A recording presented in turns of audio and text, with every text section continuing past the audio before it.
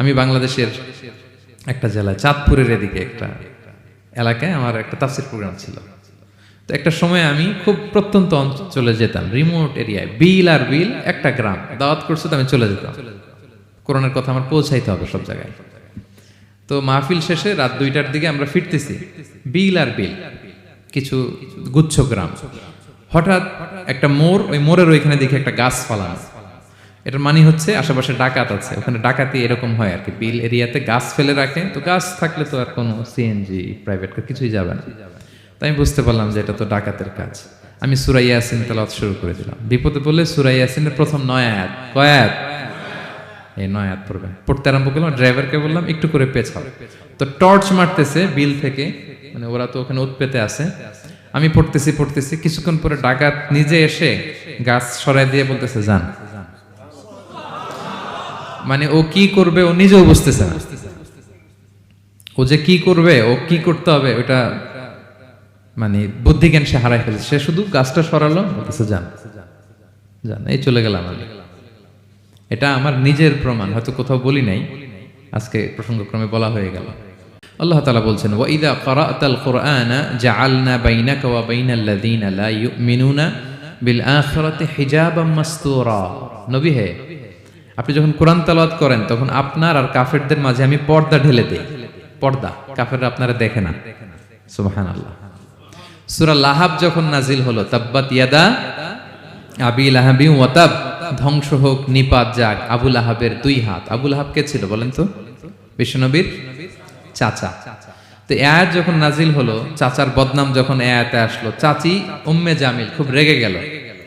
সে যখন নমুসলিমদের কাছে শুনতে আরম্ভ করলো, কি আমার স্বামীর ব্যাপারে কটূক্তি, আজকে মুহাম্মদের খবর আছে, আতাইনা ওয়া আবাইনা ওয়া আমরাহু কালাইনা, আজকে মুহাম্মদের একদিন আর আমার একদিন, একটা স্পরস্পর করে ছাড়বো। রেগে মেগে, খুব জাদ্রের মহিলা ছিলেন, আসতেছে। তো বিষ্ণু ইসা ইসলাম কাবা ঘরের পাশে আবু বকর রাদিয়াল্লাহু তাআলা আনহুকে নিয়ে বসা। তো আবু বকর রাদিয়াল্লাহু তাআলা আনহু এই দৃশ্য দেখে বললেন, ইয়া রাসূলুল্লাহ, আপনি এখান থেকে চলে যান, উম্মে জামিল এসে আক্রমণ করবে আপনার উপর। আল্লাহ রাসূল বললেন, আবু বকর তুমি ভয় পেও না, আমি জাস্ট একটু কোরআন তেলাওয়াত করব, এরপরে কি হয় দেখো। বিষ্ণু ইসা ইসলাম কোরআন তেলাওয়াত করতে লাগলেন। আর রেগে মেগে আগুন হয়ে উম্মে জামিল আসছে, এসে আবু বকরকে বলতেছে, এই আবু বকর, তোমার বন্ধু মুহাম্মদ কোথায় বলো। পাশেই কিন্তু বিশ্বনবী বসা, কিন্তু সে চোখে দেখে না। সুবহানাল্লাহি ওয়া বিহামদিহি।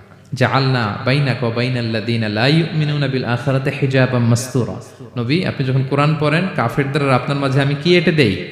পর্দা এঁটে দেই, ওরা দেখে না। আপনি বিপদে পড়ছেন, আপনি কোরআন পড়েন, আপনার শত্রু আপনাকে দেখবে না। হিজরতের রাতে বিষ্ণু ইসলাম আবু বকর রাদিয়াল্লাহু তাআলা আনহুকে নিয়ে গারে সাউরে আশ্রয় নিলেন। মক্কার কুরাইশরা খুঁজতে আবু বকর রাদিয়াল্লাহু তাআলা আনহু তো ভয়ে তটস্থ, যে কি না কি হয়ে যায়। আবু বকর রাদিয়াল্লাহু তাআলা আনহু বললেন যে আমি অবাক, আমার পাশ দিয়ে হেঁটে যায় ওরা, কিন্তু আমাদেরকে দেখে না। ইমাম আল কুরতুবী, তিনি মনসুর দুর্গে বন্দী ছিলেন, জালিমের বন্দিশালায়। উনি জেলখানা ভেঙে পালাতে লাগলেন। পালাতে সৈনিকরা টের পেয়ে গেল, খুঁজতেছে ওনাকে, খুঁজতে ধরার জন্য উনি এক পাহাড়ের চিপায় যেয়ে আশ্রয় নিলেন আর সূরা ইয়াসিন তেলাওয়াত করতে লাগলেন। তো ওরা খুঁজতে পায় না, কিন্তু উনি পাশেই, চোখে দেখে না। তো উনি বললেন যে হঠাৎ এক সৈনিক, সে ইউরিন পাস করতে লাগলো দাঁড়িয়ে, মানে প্রস্রাব করতে লাগলো। তার প্রস্রাবের ছিটে ফোঁটা আমার গায়েও লাগতেছে, কিন্তু সে আমারে দেখে না। সুবহানাল্লাহ পড়বেন না? জাআলনা বাইনাকা ওয়া বাইনাল লাযীনা লা ইউমিনুনা বিল আখিরাতি হিজাবাম মাসতুরা। নবী হে, যখন কোরআন পড়বেন আপনার আর কাফেরের মাঝে আমি কি এঁটে দেই? পর্দা এঁটে দেই। আমি নিজেও এটার অনেক প্রমাণ পেয়েছি।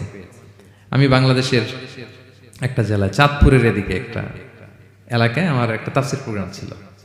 তো একটা সময় আমি খুব প্রত্যন্ত অঞ্চলে যেতাম, রিমোট এরিয়ায়, বিল আর বিল একটা গ্রাম, দাওয়াত করছে তো আমি চলে যেতাম।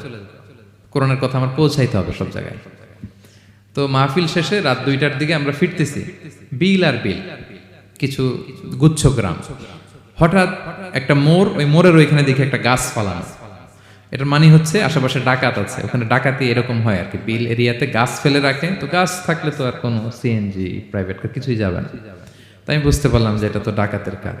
আমি সূরা ইয়াসিন তেলাওয়াত শুরু করে দিলাম। বিপদে বলে সূরা ইয়াসিনের প্রথম 9 আয়াত, কয় আয়াত? এই 9 আয়াত পড়বেন। পড়তে আরম্ভ করলাম, ড্রাইভারকে বললাম একটু করে পেছাও। তো টর্চ মারতেছে বিল থেকে, মানে ওরা তো ওখানে উৎপেতে আছে। আমি পড়তেছি পড়তেছি, কিছুক্ষণ পরে ডাকাত নিজে এসে গাছ সরাই দিয়ে বলতেছে যান। মানে ও কি করবে ও নিজেও বুঝতেছে না। ও যে কি করবে, ও কি করতে হবে ওটা মানে বুদ্ধি জ্ঞান সে হারাই ফেলেছে। সে শুধু গাছটা সরালো, বলতেছে যান যান, এই চলে গেলাম আমি। এটা আমার নিজের প্রমাণ, হয়তো কোথাও বলি নাই, আজকে প্রসঙ্গক্রমে বলা হয়ে গেল। তো এরকম বিপদে পড়লে সূরা ইয়াসিনের প্রথম কয়াত পড়বেন আপনারা। জাআলনা বাইনাকা ওয়া বাইনাল্লাযীনা লা ইউমিনুনা বিল আখিরাতি হিজাবাম মাসতুরা। আপনার আর আপনার শত্রুদের মাঝে কি হয়ে যাবে? পর্দা পড়ে যাবে, দেখবেই না আপনাকে।